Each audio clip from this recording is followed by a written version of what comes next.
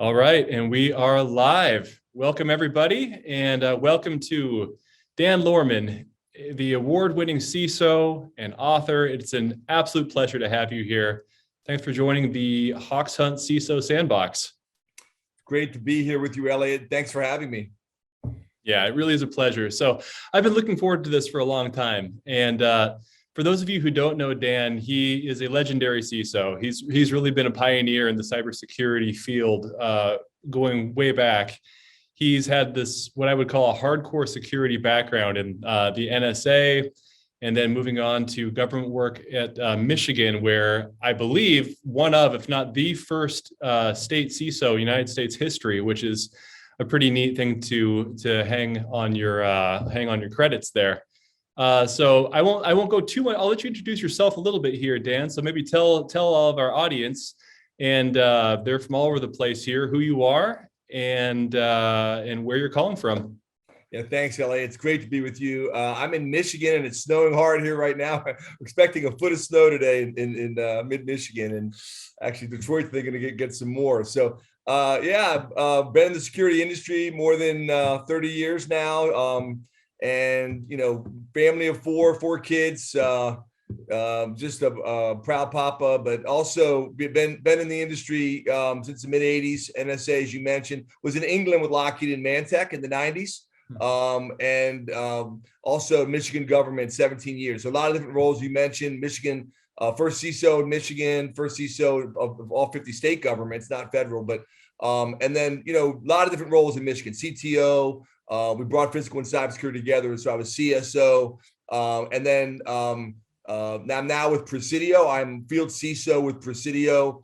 We're a global digital services solutions company, and we integrate lots of different great products in lots of different cyber areas and help people make the digital transformation into the cloud and those kinds of things. So it's great to be with you and talk about the book. Yeah, let's talk about that book. So, folks, Dan wrote a book, and I'll get that right into your goggles there. The Cyber Mayday, and the day after. It's a really excellent book. Like, you really did something different here, and we'll let you get into it a little bit about why you wrote it this way, and about how it's arranged this way, which is around the idea of incident response. And it's both an expert's playbook, but it also has all the storytelling to it. And I'm curious, Dan, like, what made you decide to write this book this way, and for whom did you write it? Yeah, thanks. Well, first of all, I want to mention my co-author. She's Shemaine Tan. She lives in Sydney, Australia, and she's won a bunch of awards, TED Talks and Women of the Year in Cyber in Australia, and done tons of great things. So give credit to her as well. She couldn't be with us today, but I would say, Shemaine was together. We really felt like we've done a number of things together. Truly met over the internet. I was going to be going to speak at an event down in Australia. Didn't get down there because of COVID. But we did events, virtually, like we're talking today. And so we've done a lot of different things together. I helped her in her first book around cyber leadership. But we both felt like, writing a book together, really a global book with global stories. What we really felt was missing. There's a lot of great best practices out there. You can go to NIST, and you can go to lots of different checklists from a lot of different great organizations, public and private sector, on do this, don't do that, checklists around what to do before, during, and after a cyber incident. And that's really how the book is broken out, before, during, and after. But what we felt was missing was, stories through the eyes of CXOs. So not just security pros, but business leaders.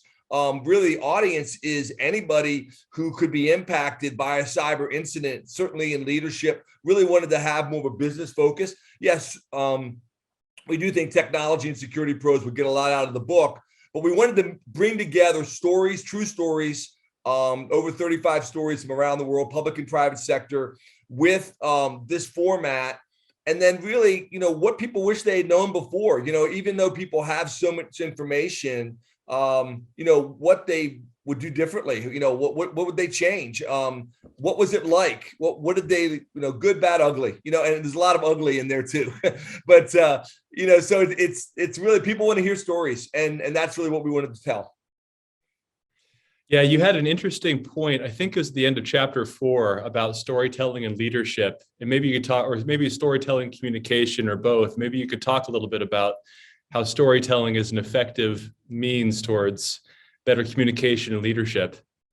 Yeah, I mean, just in general, if I gave you 5 things right now, I said, here's 5 things you should go do. Some of you would say, well, I knew some of those or this or that, or, but if you could tell a story, it can have so much more impact. And it's also more memorable. People are going to apply it in different ways. They're going to maybe benefit from it in different ways. And I think that's really, people need to hear what is happening in their industry, in their particular focus area, whether it's government, whether it's banks or hospitals, whatever it might be, and so they want to hear it in their context, and it's just so much more impactful and so much more meaningful, and it's more fun too. I mean, bottom line is people don't read books a lot these days, so people want to hear. It's we go to the movies, but those can be sensationalized, but really telling stories is just much more effective.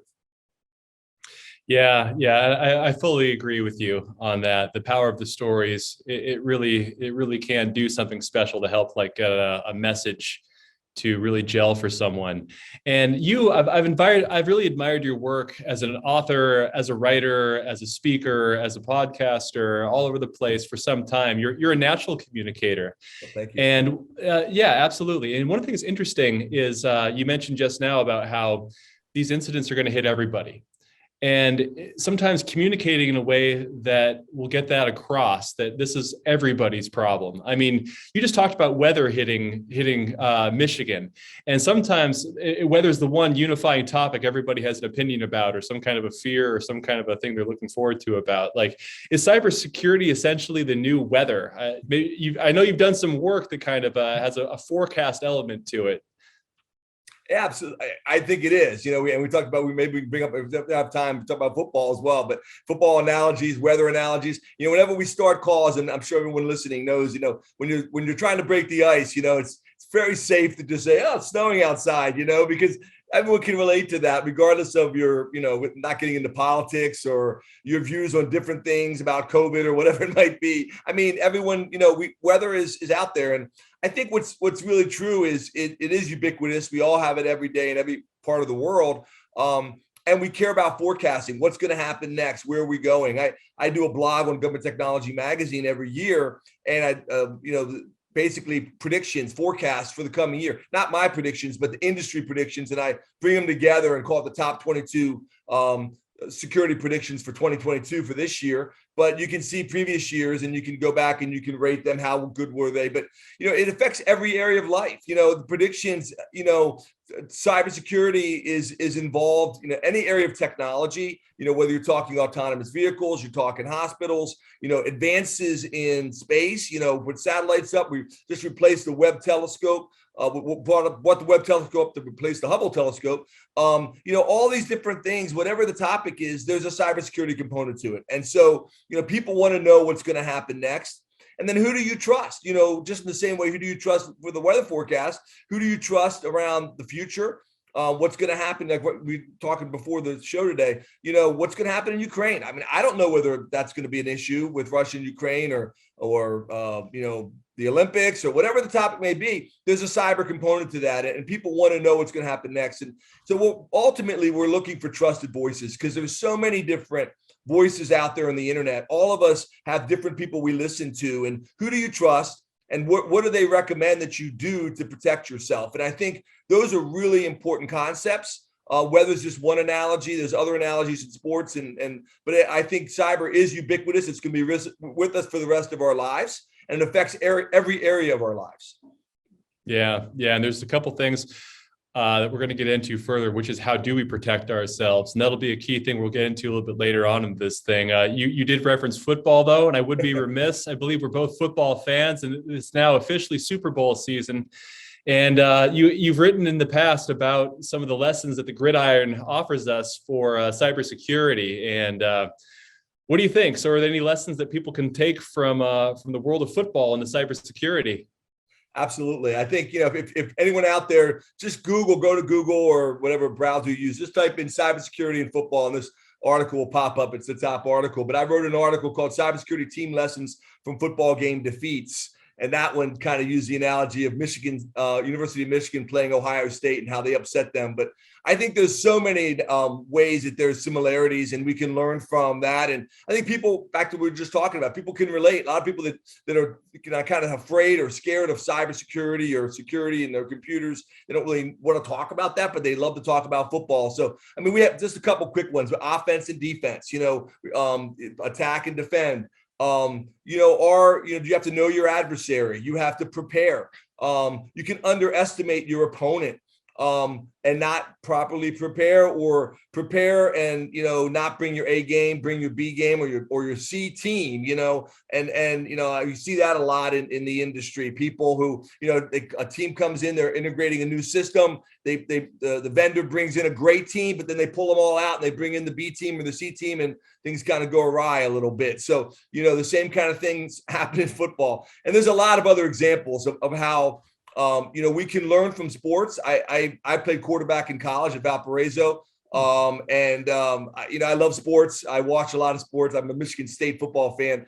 But I do think we can learn a lot from football, and there's a lot of similarities to cybersecurity. Yes. Yeah. So preparing for football games, your book is about preparing for incidents. Yep. And what would you say right now, if everybody's afraid of one really growing and emerging incident, what's that incident that you think is on the front of everybody's mind right now? It has to be ransomware. Ransomware from 2021 was the number one threat out there. A congressional report actually said as many ransomware incidents in 2021 as the previous 10 years combined, which is hard to believe. Actually, it's scary, but the number of incidents, the growth, public, private sector across the board, no one is immune at home, work. Ransomware would clearly be the number one area right now that's got people's attention. So considering that's being your answer, if you don't mind, I do a little story time from your book. Please do. Okay. I probably should have you read this, but I had the book in front of me, so I'll go ahead and get this started. So this is chapter 5. Where were you when the sirens went off is the name of the chapter. And I'll go ahead and read this. And by the way, to the audience, this is a Q&A, so please do submit some questions. We'll leave 10 minutes after after 9:30 Eastern time to answer those questions. But let me go through this, and I'd love to hear your further thoughts on it. Your network has been locked. You need to pay $30 million now. The following was an actual real-life negotiation between a ransomware gang and a $15 billion US victim company that was hit with a $28.75 million ransom demand in January 2021. After a few rounds, the victim company counters with $2.25 million, which was met with a scornful response by the ransomware criminals, paraphrased here.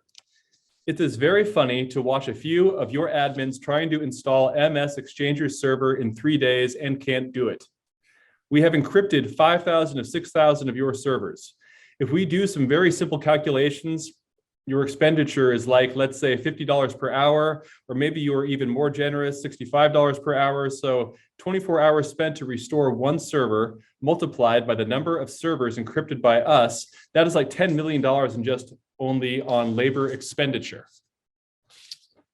It is interesting to note how these ransomware gangs have found an effective way to communicate the financial impact of business interruption caused by their cyber attack and demonstrate how their victims will cut their losses by adhering to their demands. They continued, but don't forget that you spent all this time on installation and oops, you can't even restore any data because it is gone for the next 1,000 years. They added the time factor pressure at the end of the message, but also showed some mercy at the same time. The timer is ticking, and in the next 8 hours, your price tag will go up to $60 million. So either you take our generous offer and pay us $28.75 million, or invest in quantum computing to expedite the decryption process. When the company asked for additional time, the crooks countered by writing back, I don't think so. You aren't poor and aren't children. If you effed up, but it's not the word F, it's the actual word, you have to meet the consequences. A day later, when the company finally managed to get the authority to pay $4.75 million, the extortionists agreed to lower their demand to $12 million on the condition that the remaining amount be paid within 72 hours. After a few additional messages, they came to an agreement with the criminals, and I'll stop there. But this book really does sometimes read like a thriller, or maybe even a horror story for those who've gone through this scenario. And so this is a real thing that happened, and maybe just take us through what's going on here, and if this is like typical of what people are facing now. It is, and you know, you're dealing with pros. I mean, it's not script kiddies and kids in, you know, some basement. I mean, there are lots of stories where you can get a ransomware kit for like $100 on the dark web. So that is out there as well. But many times they've done their homework. They've been in environments for weeks, months, and they know they know the financials of the companies they're hitting. They're very targeted. They oftentimes will know what they're going after and why they're doing it. And so there's so many different examples that are similar. It's not just, you know, big multinationals. It's small businesses. It's governments. Lots of stories from state and local governments in the U.S. and around the world.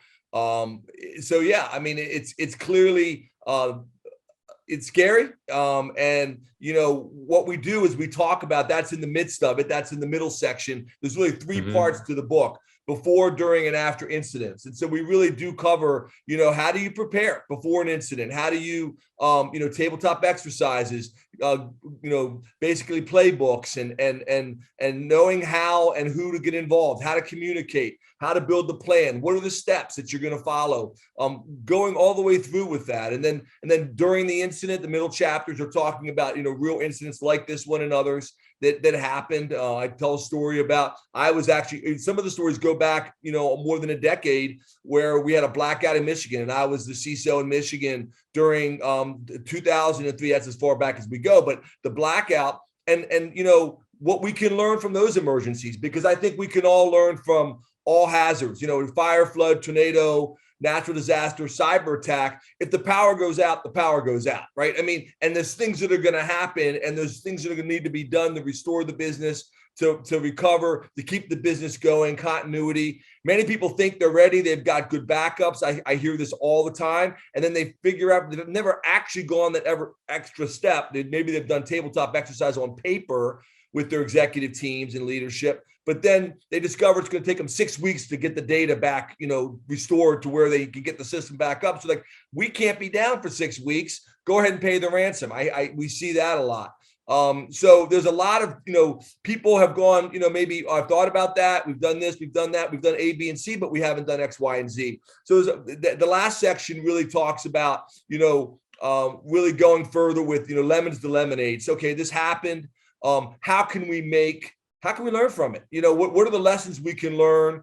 And then at the end of the book, we give a whole bunch of free resources of places people can go, plans that have already been written by others that you can I'll say plagiarize, but they're open, they're available, you can use and copy and learn from. Or, you know, obviously you need to customize those to your environment, of course. But, you know, from NIST and Department of Homeland Security, lots of federal government resources, but other governments around the world, Singapore, Australia, others have resources, and a lot of private sector companies offer up free resources that you can use to build a playbook, to know how to respond and know how to communicate and get everybody involved. So really the goal is to take you through it, the phases, but not just make it this boring set of checklists that like, okay, yeah, you know, another checklist, but also, you know, spice it up and really make it real, because these are real true stories from real true pros. And we have many CISOs, CTOs, business leaders that tell these stories through their eyes.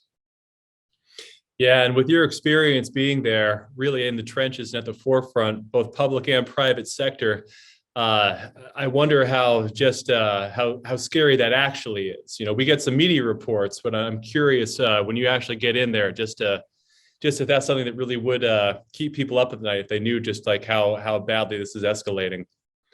Yeah, sorry. Yeah, go ahead and respond. I was going to say it is. I mean, it's scary. I mean, and it's like, you know, you think it's kind of like, I mean, the only thing I could tell people real quickly, just one liner, is like, we all think how horrible it would be to, hear you've got cancer or something like that, and we have a friend or a relative or a parent or someone who had cancer, but then to get that yourself, to get that call or to get that word, yeah, you got confirmed. I mean, it's a gut check. I mean, and not saying there aren't solutions, not saying there aren't things you can do, not saying there aren't ways you can respond. Of course there are, but it's not a good feeling. Yeah. Well, solutions, let's get into that. I mean, so prevention, response, lessons learned. Let's talk about prevention a little bit. So how is ransomware and most of the other attacks, how do they actually enter the system? What's the predominant way that they get into your system? The number one way, Elliot, is still phishing, people clicking on links, the basic cyber hygiene, the people. I was just on a call. I can't go into the details because it was confidential, but just yesterday with a group of global CISOs and CEOs, and they're saying the hardest piece is, it's always, cybersecurity is always about people, process, and technology. And the hardest part is always the people part. It's by far, I mean, it's not even close. The people part. And yeah, I mean, certainly there's process and technology we need to put in place and make it repeatable and but whether it be a misconfigured cloud server, whether it be, people clicking on links, whether it be not using two-factor authentication, not, reusing passwords from your personal accounts to your professional accounts. I mean, the basic cyber hygiene is often it. In the case of Colonial Pipeline, they were able to get the password and the credentials off the dark web. A lot of different ways that they get those in the dark web. Obviously, those big data breaches we hear about every day. Record numbers again in 2021. It could be large databases that are stolen with your information from a bank or a insurance company. It could be anyone or one of the companies that you use. Somehow they get your credentials, or they maybe get onto your PC, get into your laptop. But they get those credentials and they get into systems. And they can do that by a phishing link. They can get in there by stolen credentials off the dark web. There's a wide variety of ways that they can get access. But once they're in there, they place the malware. They often look and they often sit and wait and try and see how can they have the most impact and be the most successful at really making sure that you don't, go into the backups, make sure you can't restore those backups and those kinds of things. But yeah, it's usually a phishing link is the number one way. Yeah, it's amazing what one little click can actually do, isn't it? So in your history, in your past, have you ever seen the ability to improve the human layer, to make the human layer more resilient? Absolutely. Okay. Security awareness training is vitally important. And it's not a silver bullet that it solves all of your problems, but I like to use analogies. We talked about analogies earlier about weather and football. Another one is just our health. What can you do to make sure you get good sleep? Make sure that, you're taking your vitamins and you're eating well and you're exercising and you're doing the things that can keep you healthy. There's no guarantee that therefore something bad won't happen. There won't be an incident in your health, if you will. But that's another really successful analogy. And if you stay healthy, if you exercise and eat right, and do the right kinds of things and wash your hands and all those kinds of cyber hygiene kinds of things, you're going to be much more healthy in general. I think it's very true in effective security awareness training, that teaching people things they don't already know, making it engaging, making it interactive, not just a boring checklist. It's about compliance. I know there's a lot of compliance things that we need to do as companies around the world to meet GDPR, to meet different regulations and PCI and different things. That's all important, but people at a fundamental level want to say, how can you help me do my job better? Make it engaging, make it interactive, make it fun. And if you can do that and teach people things they don't already know and keep them coming back, that can be very, very effective. And to me, it's vital. It's not even nice to have. I mean, it's a must have.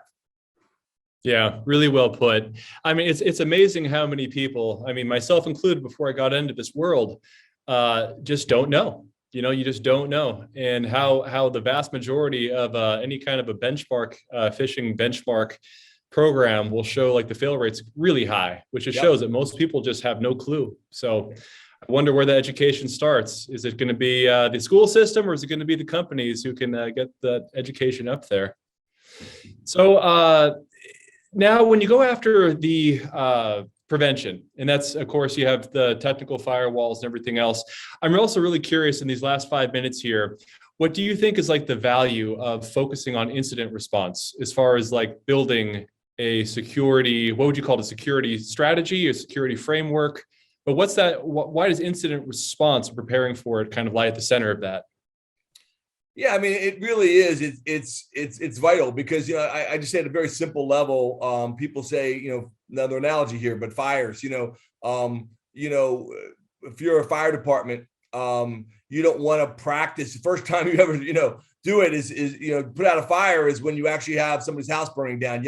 People practice. People practice in every area of life. Whether it's the military with we have different types of ranges. We have cyber range here in Michigan. We built when I was Michigan government, but we practice makes perfect. And really what incident response is, what's your plan? There's going to be incidents, it's going to happen. And most organizations face incidents every day, not the incidents like the ones you just read about with ransomware that are major, we call them major cyber emergencies or major incidents.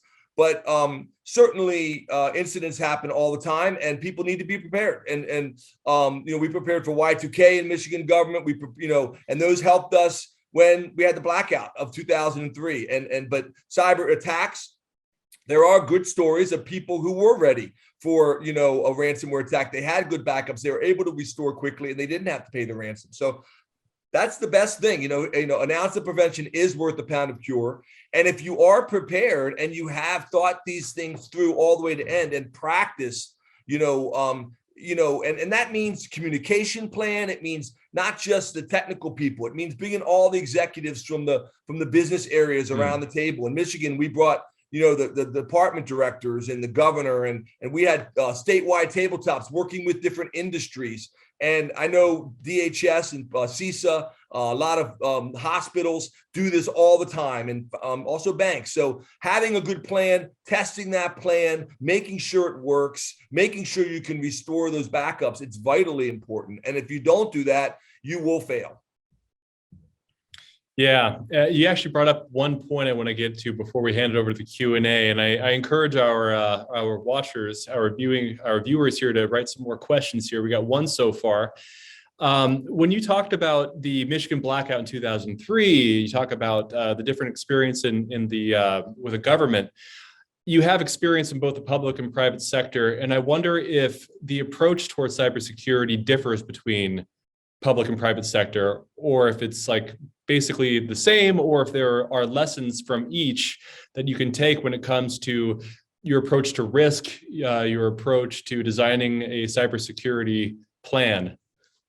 Yeah, I mean, I think by and large, the majority of it is the same. I mean, there are certainly differences. There are many differences in the procurement model, differences in how decisions can be made. Most people would say private sector corporations can move faster. You get the buy-in quicker. You may not have to, appropriate the funds, the way the budget cycles work. So there certainly are many differences between the private and public sector. But I would say the CSF, the cybersecurity framework, that NIST has put out is a great place, to start. There's many others, the CIS controls, other things, and they really do apply across public and private sector. And I do think, the challenge in many ways, people say in CISOs, and I talk to all the time in the public and private sector, the one thing in many ways, the imperative is even greater in the government side, but it's not always better protection. I think some of the banks are better protected than some of our government systems around the country.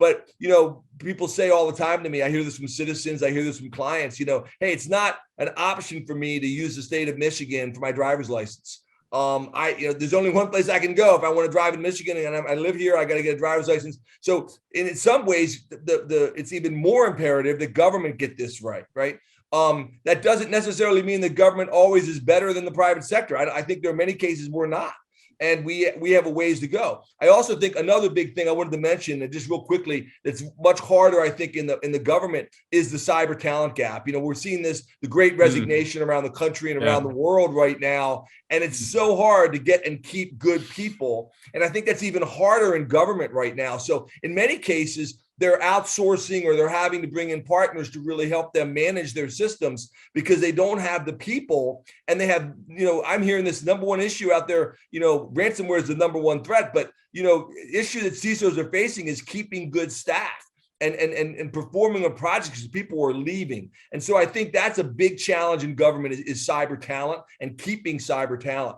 But the overall threat landscape, really affects both public and private sector.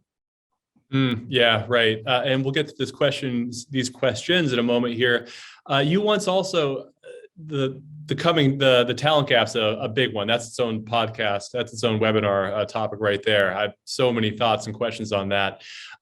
You once told a really interesting story. I think it was you about an early experience you had where you learned that you had to accept a certain amount of risk sometimes in order to have, and I believe it's about Wi-Fi early on. Yeah. Is that was you, right? That is me. I'll tell it real quick. I almost Okay. got fired. I almost got fired in 2004. And so long story short, I've written about this. You can find it on the web. You can read the whole long story, but I was against Wi-Fi. I had all these war driving stories. People were hacking into Home Depot and parking lots and getting into cash registers, and Wi-Fi was not secure at the time. And lots of white papers, FBI, CIA, NSA, DIA, all saying, don't do Wi-Fi, not secure, bad idea.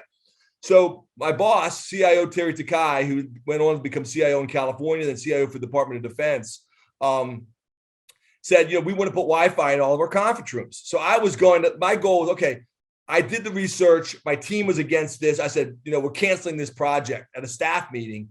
Well, Terry says, told everybody to leave the room. Literally, the room cleared out. And it's just me and Terry. And she said, Dan, if that's your answer, you cannot be the CISO in Michigan. Wow. And I'm like, what? I was like freaking out. And she's like, no, listen to me. I said, Terry, let me explain why I'm saying this. She said, no. I've read those articles. I know about war driving. I understand the risks, but I've been to Dow, Ford, Chrysler, and GM, and they all have Wi-Fi in their conference rooms. What do they know that you don't know? Talk to your peers, find out how to get to yes. And I'm giving you 1 week. Come back with a plan, not be done in a week, but I want you to come back with a plan or give me your resignation. And that was a real culture change for me. That was a real paradigm shift, is that I've got to get to yes. And the story, some of you may be thinking, come on, Dan, Wi-Fi. But the lesson I learned was not just about Wi-Fi. It could be cloud computing. It could be autonomous vehicles. It could be any new technology, Internet of Things. It could be anything. Whatever's new, security pros are often the ones to say no. The answer is no. What was the question, right? And that won't work. In this world we live in today, there's always going to be new technology. So you've got to get to yes. You've got to talk to your peers. You've got to figure out how to enable security. Yes, look for options, gold, silver, bronze. Who's doing it better than you? And oftentimes, certainly in government, they're not always at the bleeding edge, cutting edge. Somebody out there has figured out a way to get it done. So talk to your peers. Find out how you can offer alternatives to the business and get to yes with a secure solution. Not just give up, but come up with a secure solution to solve the problem. Yeah, that's a great jumping off point to questions here. I'll tell you, that is just an amazing story. Like, really an amazing story. You have a very difficult job. You're going to be measured on not having any breaches, but at the same time, you also got to look at being able to develop and to advance and to innovate and to enable that. That question of being an enabler, but also being someone and a protector, it's not an easy place. It's a very unique place, right? Hard. It's very hard. And I had to keep learning it. We could go on and on about that, but peeling back layers of an onion, 3 years later, I was told, you're still disabling too much, So it's not a one and done thing. It's like a relationship with your wife, it takes, or your spouse, whatever, partner. It takes work, one piece of advice I give to everybody, if you're a security pro, if you're a technology pro, meet with the business areas. We love to hang out with our own people, our own staff and our people who think like us. Go meet with the business area people. Go do lunch, go do breakfast, talk to them and learn what they're doing and how you can help and be a solution and not just a problem. Bring them solutions, not just problems. Yeah. Love it. Love it. All right. Well, Dan, we have 3 questions here, and let's start. I'll just go in order that we received them. This one says, we went to ransomware. With so many companies getting hit with ransomware, has it almost become a badge of honor for a CISO to have a ransomware attack on their resume? Yeah, that's a good question. It's funny. If you survive, yes. I mean, the joke in the CISO community is, the joke, but it's a truism. You want to be the person after the big data breach, right? The guy afterwards, that guy gets fired. Not always, but oftentimes gets fired or shortly gets removed. And then the next guy gets the budget. He gets the authority, he gets all the things the last guy didn't get, all the laundry list of protections that need to be put in place, and you get all the attention of the enterprise. So, I mean, I certainly think that, people who have experienced it, who've lived through it, and certainly if you've not had to pay the ransom, that would be certainly a badge. I do know people that have been fired because they weren't really prepared. They weren't prepared. And so the answer is maybe. I mean, it can be. Certainly, people want to have people, who have experience. And if you haven't been through it yourself and you're in that role and you're watching this, work with people that have been through it, listen, and, build those relationships. One quick tip, literally have a contract in place. It could be a $0 contract. Doesn't have to have money, but just working through the T's and C's can take companies a week or 2 weeks, or have that boilerplate in place and the relationship, the retainer in place, so that you can quickly add money and get some response if you were hit by a major incident. So that's one big tip, but just having that relationship, having those vehicles in place are really, really important. But good question. I mean, I think it depends what the answer is. I just had a football parallel to that, where it's kind of like when Tampa Bay lost because Jameis Winston was throwing too many interceptions. They put Tom Brady in, so now the coach is like ready to, succeed. He's got all he needs. Yeah, really go. All right. There you go. All right. So here's another question. If phishing is the biggest threat, should we be addressing that first when training employees? Should training be matched to risk exposure? What would you address after phishing? So yes, I would definitely make sure that phishing is part of front and center in your program. I would say a couple quick things. One, a lot of organizations I've worked with over the years want to go right to phishing, and that's all they do is phish their people. They never actually train them on how to avoid these things. So that is not, it's almost like setting up people to fail. It's like I'm gonna almost entrap you. It's viewed by some people. So make sure you're training your people, tips, things they can do, learn. And so, yes, I absolutely think phishing should be front and center. Training should be risk-based. And I also believe it should be a holistic program. So what would I do? I certainly would talk about two-factor authentication. I think that's front and center. It's funny, 75% of Americans still do not use two-factor. For many of our apps that we use as citizens in probably around the world as well, are free, whether it be your email, Gmail, Yahoo, Facebook, LinkedIn, your most banks require it now, but your banking apps, if it's required, maybe you use it. But like, people don't use two-factor for Gmail. They don't use two-factor. Just think about all that email. What if that email account was hacked and used against you? And by the way, there are many stories of people's personal emails being hacked and then using that against the business because, corresponding with your secretary, executive assistant, or someone, and they use their Gmail account to do that kind of back office. So, I mean, two-factor authentication, identity management needs to be front and center. Those are huge areas. I also think you need to learn about other topics like, encrypting data, the importance of encryption, the importance of privacy, the importance of protecting data with good backups. I mean, I think there really is a whole suite of topics that need to be covered in an effective security awareness training program. Probably the second one after phishing would be multi-factor authentication and making sure your passwords are not duplicated and using good passwords. Yeah. There's so much education that can and needs to happen there. We have time for one last question here, and it looks like it's a vendor procurement question. So with procurement cycles so long when dealing with state and local governments, how can a software provider like Hoxhunt build enough of a business case to get them to move faster? Yeah, it's hard. I mean, you've got to do your homework. You've got to learn, just like so many things we learn. I mean, I tell people, and I deal a lot with the sled market, and it's like we learn the seasons. Right now it's snowing hard in Michigan, and hopefully the snow plows know what they're doing because they're out there on the roads.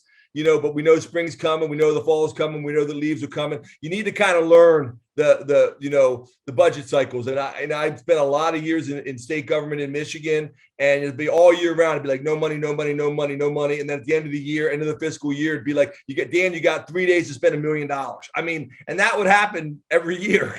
And so, you can learn that. You can learn about grants. You can learn there's $1 billion in state and local cyber grants that are coming over the next 5 years. Wow. Learn about those programs. Learn about where they get their money. Learn about the ARPA funds. Learn about the money that's coming from COVID around federal governments and state and local governments.